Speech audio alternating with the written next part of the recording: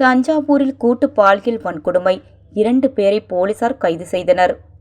தஞ்சாவூர் மாவட்டம் பூதலூர் அருகே ஒரு கிராமத்தைச் சேர்ந்த 42 வயது பெண் திருமணமானவர். இவர் கடந்த 3ஆம் தேதி இரவு வேலைக்கு சென்றுவிட்டு மீண்டும் தனது வீட்டிற்கு செல்வதற்காக பூதலூரில் பேருந்துக்காக காத்திருந்துள்ளார்.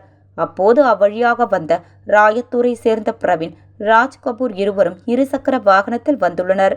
அப்போது அந்த பெண் தனியாக இருப்பதை அறிந்த அவர்கள் லிப்ட் கொடுப்பதாக கூறி பிரவீன் இருசக்கர வாகனத்தில் அப்பெண்ணை அழைத்து கொண்டு சென்றுள்ளார். பின்னர் ராஜ்கபூர் மற்றொரு இருசக்கர வாகனத்தில் பின்தொடர்ந்து வந்துள்ளார். பூதலூரை தாண்டியதும் ஆள் இல்லாத பகுதியில் 42 வயது பெண்ணை பிரவீன், ராஜ்கபூர் மிரட்டி பாலியல் வன்கொடுமை செய்துள்ளனர். பின்னர் பிரவீன், ராஜ்கபூர் இருவரும் தப்பியோடியுள்ளனர். இதுகுறித்து பாதிக்கப்பட்ட பெண் அளித்த புகாரின் பேரில் பூதலூர் காவல் நிலையத்தில் வழக்கு பதிவு செய்து பிரவீன் மற்றும் ராஜ்கபூர் இருவரையும் கைது செய்தனர்.